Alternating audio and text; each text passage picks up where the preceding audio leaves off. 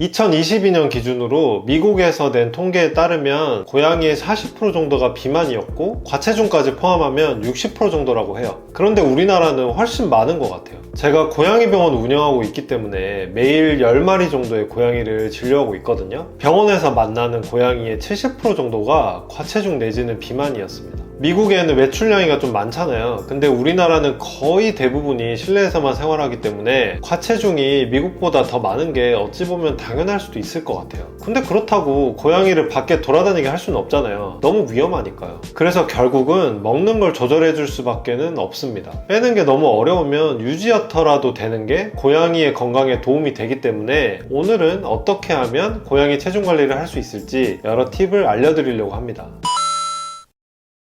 첫 번째, 비만인지 알아보기. 비만인지 알아야 살을 뺄지 말지 일단 결정을 할 거잖아요. 브리티시 숏헤어처럼 약간 봉실봉실한 고양이들 있잖아요. 이런 고양이들은 날씬한데도 살쪄 보여서 억울하게 다이어트를 당하는 경우가 있거든요. 실제로 저희 병원에도 주변에서 너무 살쪘다고 구박한다고 살을 엄청 빼서 온 브리티시 숏헤어가 있었거든요. 근데 제가 만져보니까 진짜 뼈밖에 안 남은 거예요. 이렇게 안 빼도 되는 고양이들을 살을 빼버리면 위험해질 수 있기 때문에 꼭 반드시 비만인지 확인을 해보세요. 이건 병원에서 확인해 볼 수도 있고 집에서도 만져보면서 확인을 해볼 수 있거든요. 고양이가 서 있는 상태에서 측면의 갈비뼈가 우리 손등 정도로 만져지는지, 이 정도로 만져지면 됩니다. 그리고 배가 양옆으로 튀어나오는지, 고양이가 서 있으면 위에서부터 쭉 만지다가 배가 이렇게 볼록 튀어나온다. 그러면 일단 살이 좀 쪄 있는 거거든요. 그런 다음에 구글에서 바디 컨디션 스코어라고 쳐보고 9단계로 나눠져 있는 표가 있거든요. 그걸 보고 점수를 매기는 거예요. 그 표를 기준으로 봤을 때 5점이 가장 이상적인 체형이거든요. 그런데 현실적으로는 6점 정도면 그냥 유지하시고요. 7점 이상이면 체중을 적극적으로 조절을 할 필요가 있습니다. 또 다른 방법으로는 가슴 둘레와 정강의 길이를 재서 체지방량을 계산을 하는 거예요.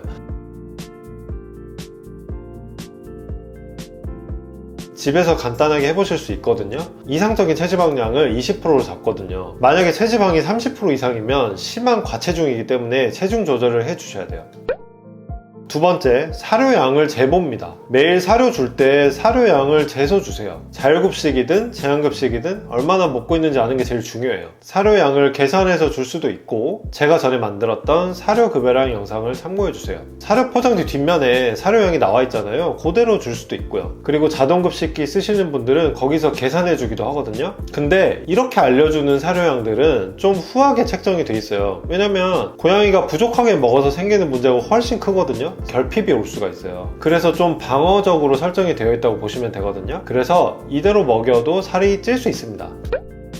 사료양을 계산을 해서 딱 정해서 먹여봤는데도 살이 찐다고 하시는 경우가 있거든요. 그게 각각의 고양이들이 활동량도 다 다르죠. 그리고 기초대사량도 다르고 유전적 소인도 다 다르잖아요. 그렇기 때문에 당연히 그럴 수 있습니다. 그래서 제일 중요한 건 바로 체중을 2주마다 재봐야 된다는 거예요. 그냥 정해준 대로 믿고 먹일 게 아니라 내가 직접 확인을 해봐야 되는 거예요. 체중을 2주마다 재고 그걸 2로 나눠서 일주일에 얼마나 체중이 빠졌는지 확인을 해서 우리가 조절을 해줘야 돼요. 너무 빠져도 문제지만 너무 안 빠져도 문제거든요. 다이어트를 시작하고 2주 뒤에 체중을 쟀는데 안 빠졌어요. 그러면 지금 주는 사료양의 5에서 10% 정도를 줄이시고 또 재보세요. 이걸 계속 반복하시면 됩니다. 지금 체중을 기준으로 1에서 2% 이내로 빠져야 안전해요. 왜냐하면 고양이들은 살이 또 너무 많이 빠지면 지방간이 오거나 영양소가 결핍될 수 있어서 위험해요. 2주 뒤에 쟀더니 너무 많이 빠져 있으면 급여량을 5% 정도 늘려주시고 2주 뒤에 체중을 다시 재보세요. 예를 들어 우리 고양이가 6.5kg예요. 근데 2주 뒤에 체중이 400g이 빠졌어요. 그럼 일주일에 200g 빠진 거잖아요. 그럼 6.5kg의 2%가 130g인데 그것보다 많이 빠졌잖아요. 그러면 위험할 수 있기 때문에 조금 사료를 늘려주셔야 돼요.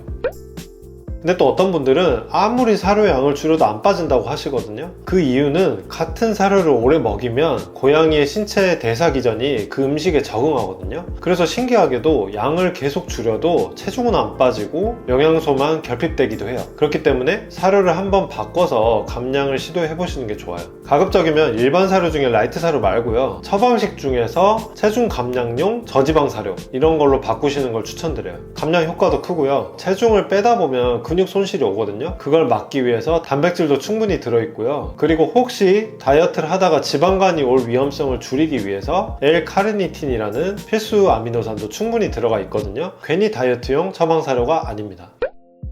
저희 집은 2마리라서 한 해가 다 먹어버려요. 이런 경우도 있는데요. 이게 2마리 이상 한 집에서 살 때 자주 있는 일이거든요. 한 고양이는 조금씩 잘 나눠서 먹는데 다른 고양이가 사료 남은 꼴을 못 보고 다른 고양이 사료까지 다 먹어버리는 거예요. 이런 경우에는 멀쩡히 잘 나눠 먹고 있는 고양이도 30분 내로 자꾸 밥그릇을 치워버리는 방법, 이걸 통해서 제한급식을 훈련을 시키고 모든 고양이가 하루에 5-6번 정도 각자의 자동급식기에서 먹게끔 하는 방법이 있습니다. 또 한 가지는 살 안 빼도 되는 고양이의 사료를 그 날씬한 고양이만 갈 수 있는 곳에 놓는 겁니다. 높은 곳이 될 수도 있고 뚱뚱한 고양이가 지나갈 수 없는 장소, 이런 곳에 사료를 놓을 수도 있거든요. 그리고 또 한 가지로 잘 나눠 먹는 고양이가 칩이 달린 목걸이를 하고 있으면 그 상태에서 접근했을 때만 열리는 밥그릇, 이런 것들을 사용해서 살을 빼야 되는 고양이는 자기 자동급식기에서만 여러 번 나눠 먹게 이렇게 만드는 겁니다. 새치기에서 뺏어 먹는 고양이도 있으니까 잘 감시를 해야 됩니다.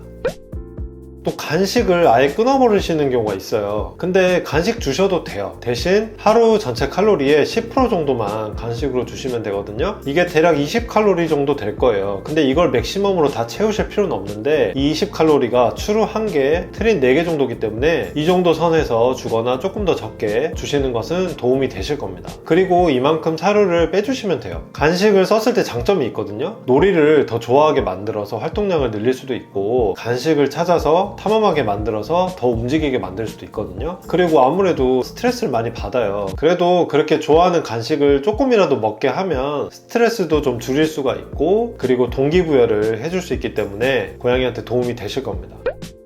고양이 다이어트를 할 때 주의할 점들이 몇 가지가 있는데요. 살을 너무 빨리 빼면 안 된다고 말씀을 드렸잖아요. 거기에 한 가지 더, 사료를 스스로 하루 종일 조금씩 나눠 먹고 있으면 상관이 없는데 주는 족족 다 먹어버리고 있다, 이런 경우에는 새벽까지 포함해서 6번 정도는 식사 기회를 주셔야 돼요. 왜냐하면 식사 기회가 줄어들수록 더 먹는 거에 미치거든요. 그래서 더 먹는 걸 찾게 만듭니다. 특히나 새벽 4-5시 정도에는 꼭 사료가 있어야 우리를 덜 괴롭힐 거예요. 그리고 절대 사람이 나눠주지 마세요. 사료 달라고 요구하는 행동이 더 심해질 수도 있고, 이게 평상시에도 뭔가를 요구할 때 보호자님을 괴롭히는 행동 문제로 갈 수도 있거든요. 특히 나이 든 고양이들은 갑자기 인지 기능이 떨어지면서 사료가 있는데도 사람한테 계속 사료를 요구하기도 하고 공격적인 행동까지 보이기도 해요. 그리고 고무나 비닐을 좀 뜯어먹는 고양이들 있죠. 이런 고양이들은 더 주의를 해야 돼요. 이런 고양이들을 살 빼려고 할 때 먹는 양을 줄이면 이식증이 정말 심각해지는 경우도 있기 때문에 조심하셔야 됩니다.